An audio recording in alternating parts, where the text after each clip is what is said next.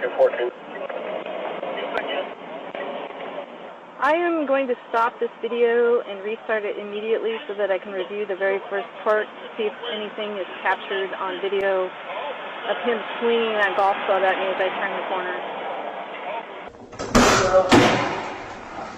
He said, well, because I was asking for something, he said, well, we're going to release you about as soon as I come right back. No. Oh, boy. Here. Y'all got the school for me.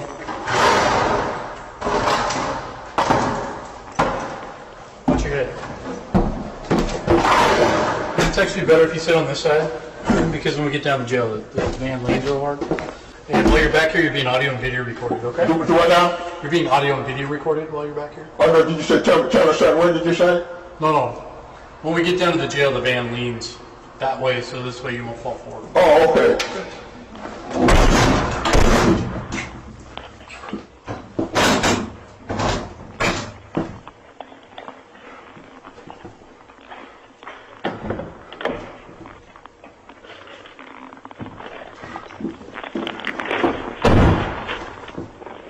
Mr. Wingate would spend the night in jail, later calling it the most miserable night he'd ever experienced. Mr. Wingate was charged with obstruction and harassment. He would later be convicted of unlawful use of a weapon under a plea deal in which the charge would be dismissed if Mr. Wingate had no other offenses for 2 years. However, the Seattle Police Department released video of the incident in January of 2015, which showed Officer Whitlatch's claims to be false. The video indicates that Mr. Wingate was merely leaning on the club, which he claims to have used as a cane for years. The police department apologized to Mr. Wingate and worked with the city's attorney's office to get the charges against him dismissed early. He was arrested for walking while black. The police chief has since ordered a review of the officer's conduct, saying she heard about concerns related to 2 incidents that occurred during the summer of 2014.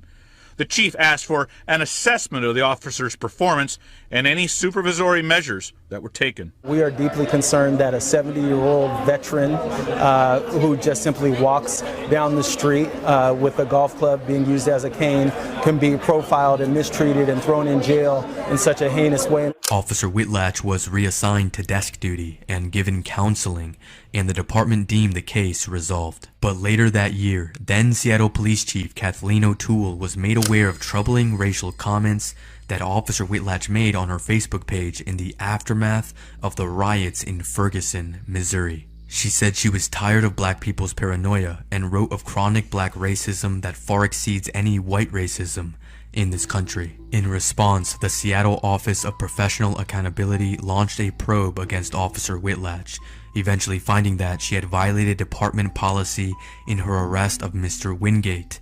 Chief O'Toole signed off on that decision and filed the termination order. Seattle police officer Cynthia Whitlatch was fired in the fall of 2015 for biased and overly aggressive policing. Here's what then Police Chief Kathleen O'Toole wrote in her letter announcing Officer Whitlatch's termination. Quote, "I was disappointed by your failure during your Loudermill hearing to take any responsibility or show any understanding that your conduct at issue here was inappropriate. In particular, when I asked you what if anything you would do differently in retrospect, you stated that you would do nothing differently." Mr. Wingate would later file a federal lawsuit and was awarded $325,000 after a jury found that Cynthia Whitlatch engaged in racial discrimination.